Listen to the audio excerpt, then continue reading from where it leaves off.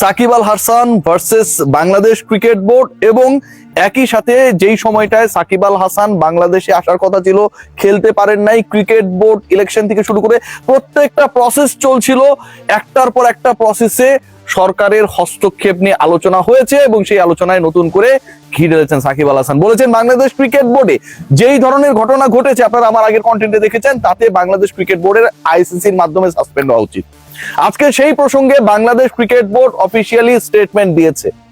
যেই ঘটনা ঘটেছে, ইফতেখার রহমান মিঠু বলেছেন যে এটা অনেকটাই আনএক্সপেক্টেড, সাকিব গ্রেট প্লেয়ার, এবং এর উত্তর দিতে পারবে ফারুক আহমেদ।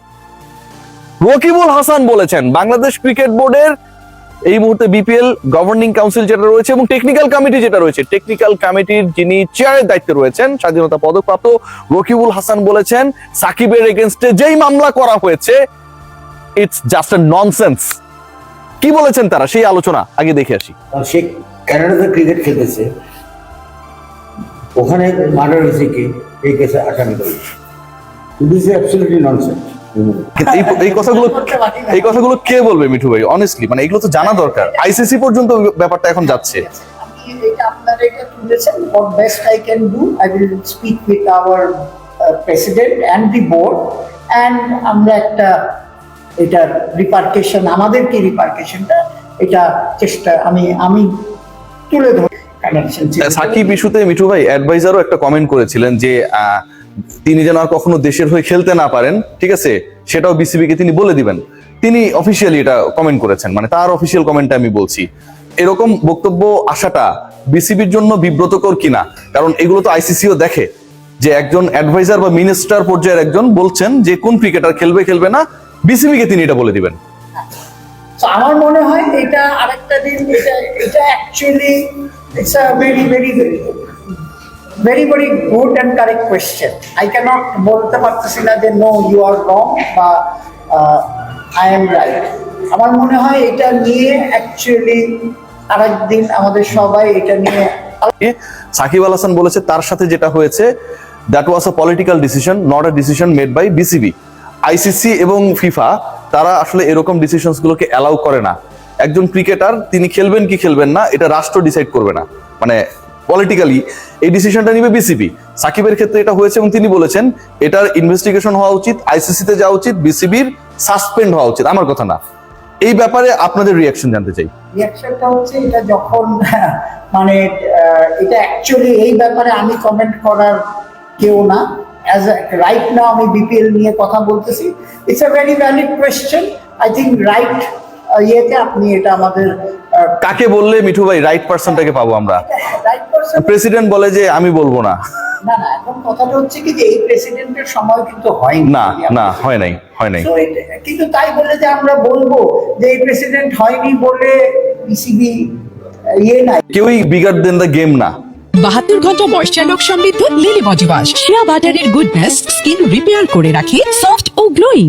অ্যাডভাইজার কি বলতে পারে যে আমি বিসিবি কে বলে দিব এর উনি যেন আর কখনো দেশের হয়ে খেলতে না পারে? আমি কারো পক্ষে বিপক্ষে বলছি না, এই কথাটা কি বলতে পারে ওই সিটিং চেয়ারে? আমি জানি না, ওটা আমি শুনি নাই। ফেসবুকে এটা আপনি যে ফেসবুকে তো উনি বলেছেন জি, ওনার পেজে জি, যাই এটা বলা উচিত জি। This is very unfortunate.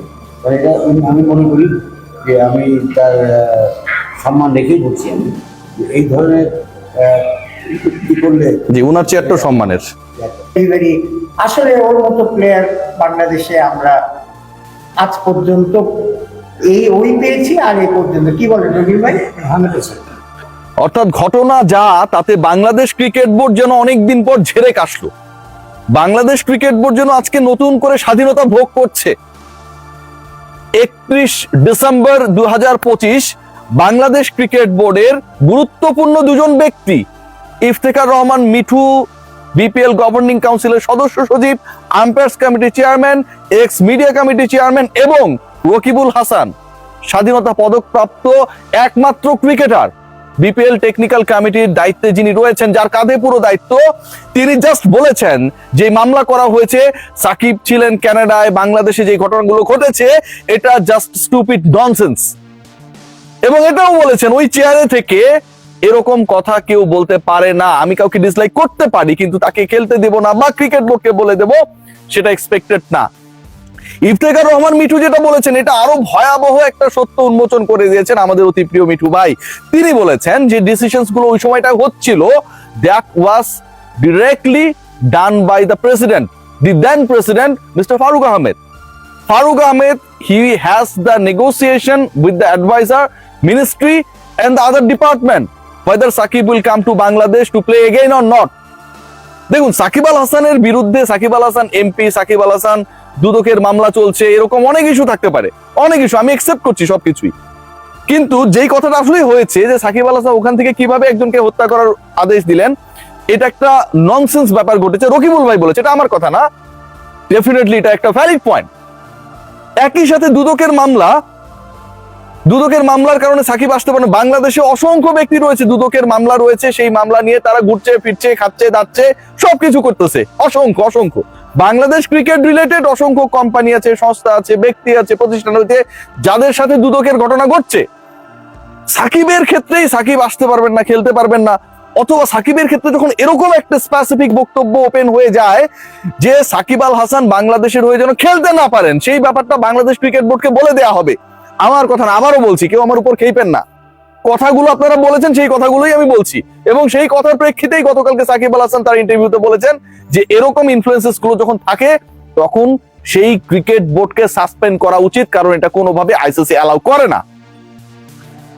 শেষ পর্যন্ত এই ঘটনা কই যে আমরা জানি না, তবে এর মধ্যেও বড় ঘটনা ঘটেছে। আপনারা সবাই জানেন যে বিপিএল চলমান, এবং এই বিপিএল এ আমাদের প্রিয় দল নোয়াখালী, যেই নোয়াখালী নিয়ে আলোচনা করি, সমালোচনা করি, সেই দলটা কিন্তু নোয়াখালী মানুষজনরা চালায় না। সো নোয়াখালীবাসী, আপনাদেরও এটা জানার দরকার, সেখানটা একজন ঘোস্ট ক্যারেক্টার যুক্ত হয়েছেন, ভূত। সেই ভূত কে? সেই ভূত তার পরিচয় দিতে চান না, কানকাটা ভূত। সেই ভূত কখনো বলেন তার নাম এটা, অন্য সময় বলেন এটা। তিনি নাকি ব্যায়াম ট্যায়াম করান, থাকে না, আমরা অনেক সময় দেখি না শিল্পা সেটি যোগা করে, এই টাইপের কাজকাম নাকি তিনি করাতেন ক্রিকেটারদেরকে, পুরুষ ক্রিকেটারদেরকে। সেই তিনি অ্যাসিস্ট্যান্ট কোচ হয়ে গেছেন, এবং তার ব্যাপারে অনুসন্ধান করে আতিফ আজম, আমার প্রিয় আতিফ ভাই, ডেইলি সানে রিপোর্ট করেছেন যে এই ব্যক্তি ফিশি ক্যারেক্টার। তার ব্যাপারে তিনি যেটা দাবি করেছেন, আফগান ক্রিকেট বোর্ড স্বয়ং সেই ব্যাপারকে ডিনাই করেছে, সিরিয়াসলি ডিনাই করেছে যে তিনি এরকম কোনো কোচিং এর সাথে, স্কাউটিং করে ক্রিকেটার খুঁজে আনার সাথে জড়িত না। আপনাদের জ্ঞাতার্থে জানাচ্ছি, আতিফ আজম তিনি আমাদের অতি প্রিয় বড় ভাই, তিনি কিন্তু আফগানিস্তান ক্রিকেট বোর্ড রিলেটেড এবং আফগানিস্তানের ক্রিকেট রিলেটেড ক্রিকবাজের রিপোর্ট গুলো তিনিই করেন, তাদের কোনো নিজস্ব প্রতিনিধি নেই। সেটা বাংলাদেশ থেকে আতিফ আজম করেন, মানে তার কানেকশনটা কত হাই। বিপিএল এ কি ঘটছে সেই ব্যাপারটা আসলে বোঝার জন্য, জানার জন্য টাইম খুব কম, এবং যিনি এটা বলেছিলেন যে বিপিএল কে ঘোনার তার টাইম নাই, সেই ব্যক্তির ব্যাপারেও বাংলাদেশ ক্রিকেট বোর্ড বিব্রত। সবাই ভালো থাকবেন, take great care. Shakib issue নিয়ে নতুন একটা কিছু ঘটতে যাচ্ছে সামনে, নো ডাউট অ্যাবাউট দ্যাট।